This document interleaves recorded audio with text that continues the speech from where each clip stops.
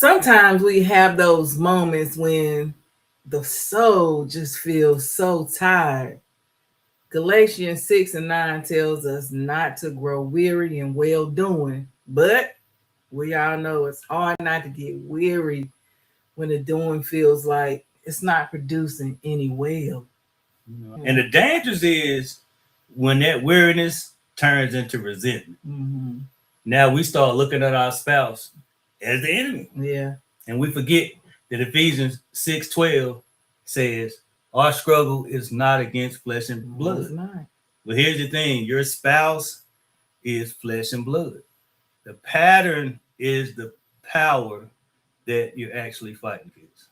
Well, what's up, visionaries? What's up? Welcome to another episode of Visions of Love and Relationships Beyond the Vows. I'm Tanya, and I'm joined by my wonderful husband, Lamont. and we hope you're doing well as usual. Well, we on another one. We know all so often we tend to make the person the enemy. Mm-hmm. But in this episode, we're going to discuss how to make the issue the enemy. Yeah. And bring the connection back to the state that it should be in. Yeah. We're going to make a shift. Yeah. And the number one shift we're going to make is making the issue the enemy, not the individual. Yeah, in the garden, as soon as sin entered, blame entered. Everybody started blaming each other. Everybody started. Adam pointed at Eve. Eve pointed at the serpent. We've been pointing fingers instead of problems for thousands of years. Yeah, we have. And it's time to switch that, man. We know that you guys, the ones that's watching this podcast, the ones that listen to us, we know that you're here because you want to make a shift. Yeah. And you make that shift by making different relational decisions, not selfish decisions. And a lot of times selfish decisions lead to non-relational decisions. Yeah. But Amos 3:3 asks us, how can two walk together except if they agree? Mm-hmm. Agreement doesn't mean that you have the same opinion. It just means you have the same objective. Yeah. It's when you problems come arise, you attack the problem and not the person. And when you make the issue the enemy, you agree that the problem has to go, not the person. Yeah, I know, seeing it often, people definitely choose like a little thing over the person. Like, yeah. I don't like that you snore. Here go one of my examples. People might be like, I don't like that you snore. You got to go. I don't want to be in this no more.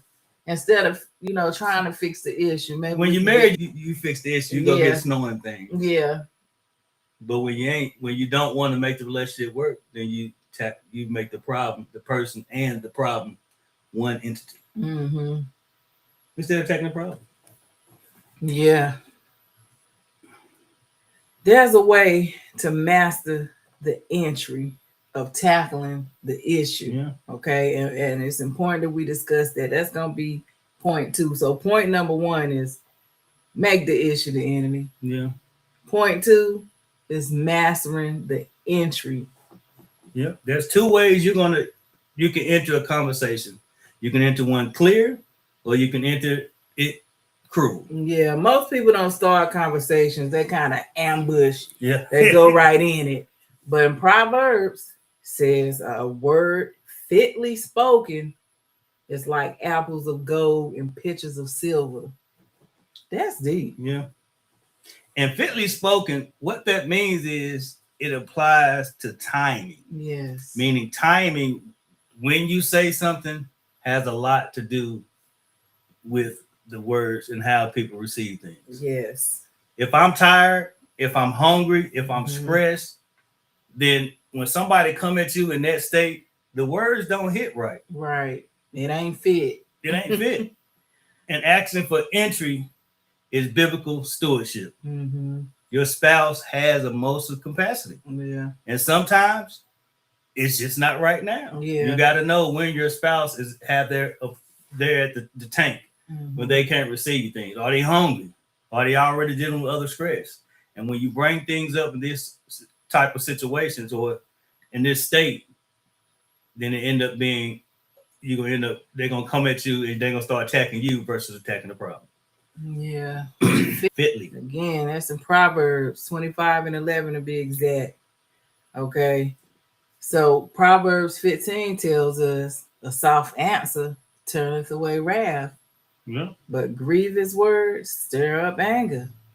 So not only So not only is you need to say things in the right time, but you also need to say things in a gentle voice, clear and precise, not cruel. Yeah. Clear is a definite way. I mean, because you don't want to start any confusion or anything. Clear and asking, is now a good time? Yeah.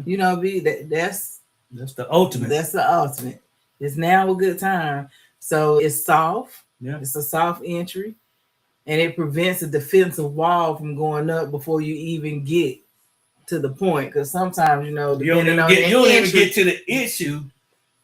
We don't start arguing about the approach or the timing before we even get to the issue. Yeah. So being aware again is there's a time and place for everything. Yeah. Just be aware of the situation before you go in. If your spouse or your friend talking to their boys, you don't want to go in there and be like, it is best to talk to you too. Or why did you do this? And say, man, we got to come back to this tomorrow. I'm getting angry. I'm getting frustrated. Let's come back to this when you bring. And that's not letting the sun situations. You upset, but you're not angry. You say, but by the fact that you're saying, let's come back to it. They're just about to leave. Kind of puts a 10 of those times you're already asking. It's almost like a stop one day. You stop emotions, then you go to sleep and you pick back up. The anti-rule policy. We call this the anti-rule policy.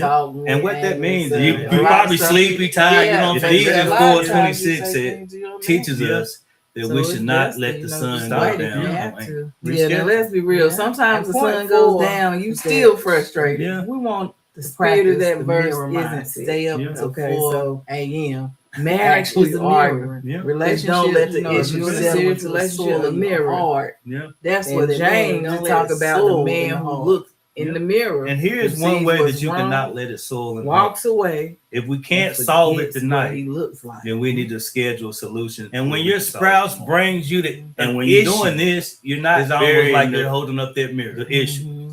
And your instinct is the issue. For many of us, is to try to break that. When people are left guessing like we're arguing at night, we're arguing at nighttime, and we don't get to a conclusion. Sometimes you just won't get to a better version more often than not. We say, all right, man, I'm tired of arguing with you. So me and my wife, sometimes we have to say, we're tired. Let's get back to this. I'm always asking. And sometimes you got to do that. And like we said, when we doing this, that does not mean buried.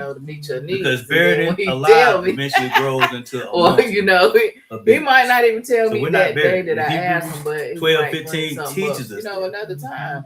And just to go back to Ephesians 4:26, don't let the sun go down. He's telling me on your anger, whether I like the way he said or not, it's true. Don't let the issue take offense to the soul of your heart. If I need to, look at myself in the mirror. Yeah, the Bible, that's all God wants us to do, is to be able to examine ourselves to prove what is good and what is worthy of honor, what's worthy of God. And one of the ways we do that, when somebody comes at us with an issue, we got two ways we can look at it. We can look at it as, one, they're putting me down.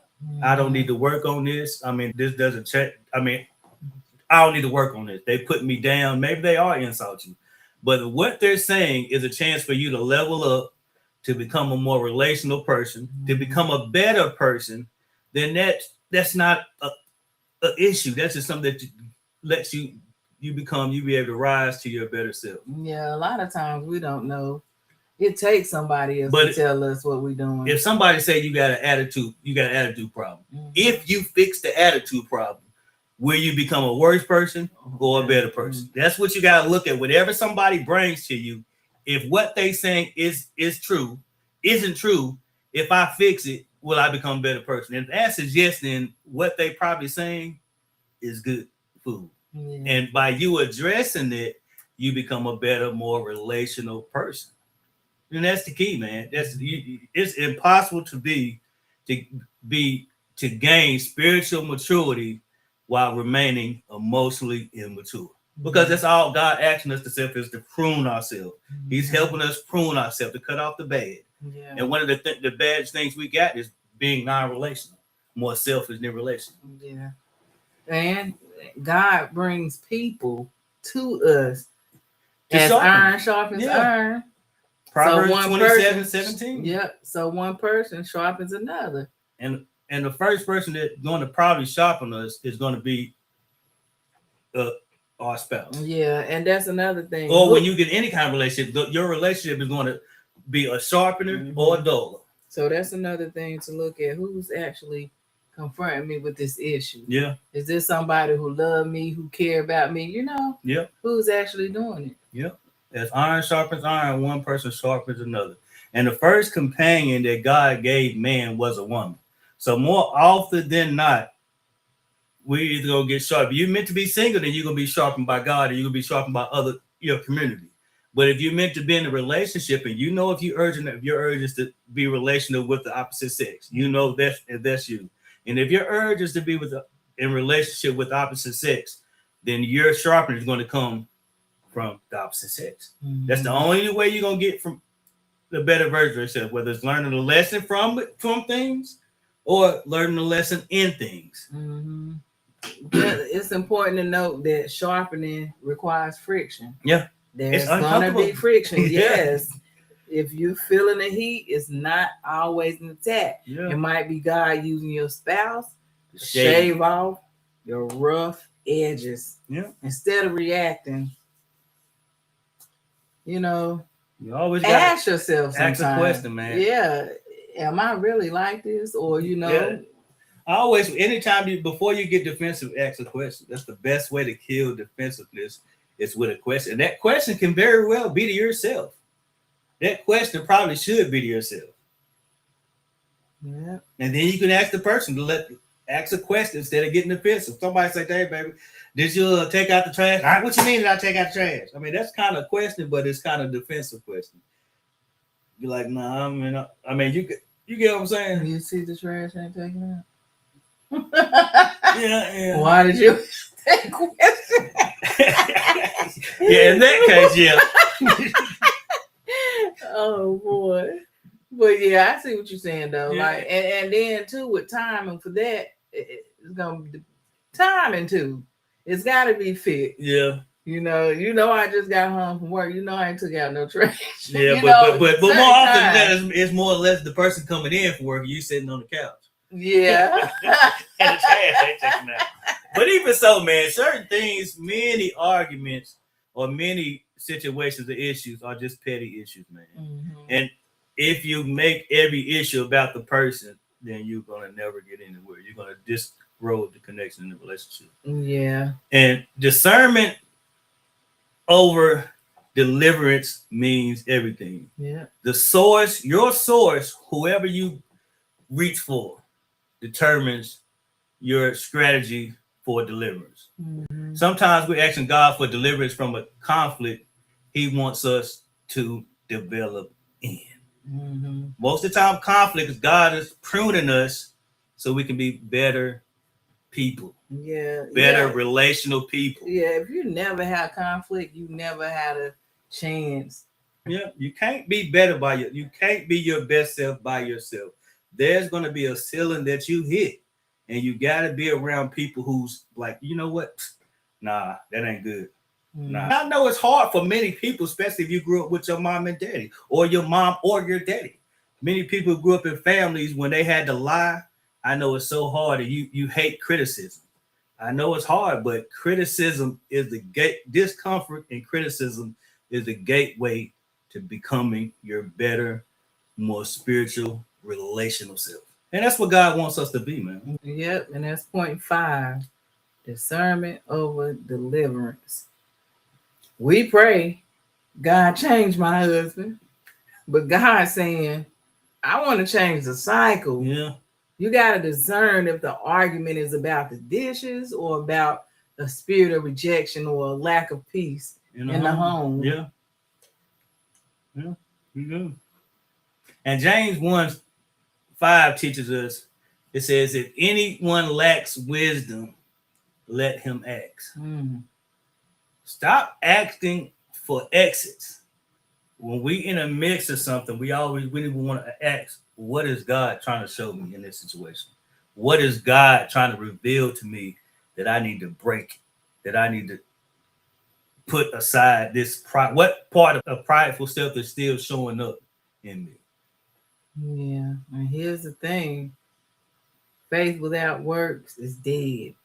And that's in James 2:17. You can't just pray for a better marriage or better relationship. You got to build one. On a daily basis, man. I wish it was that easy. Yeah. And so often people think that things just happen.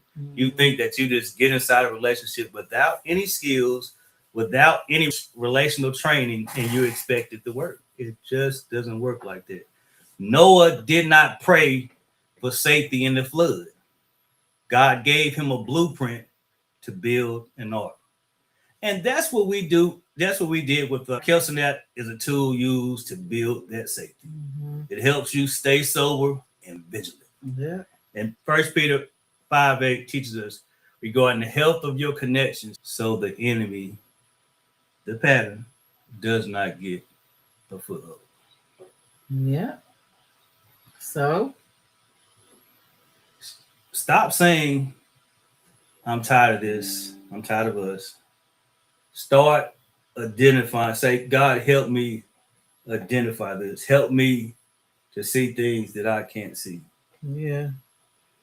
Instead of saying, God, please fix my husband. Say, God, please help me see this figure out what's going on in the relationship so that I can start repairing it. You know? It's a shift. It's a shift. It's a biblical spiritual shift that we need to make from me to us. From the problem, from getting away from the you and I to what's this problem you and I can face.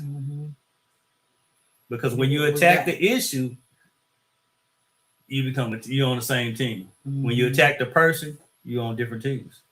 And because the same God who can make all things new, can make your marriage, your relationship new, one broken pattern at a time. It's all in the pattern, man. If you find the pattern and focus on the pattern, you can solve the problem.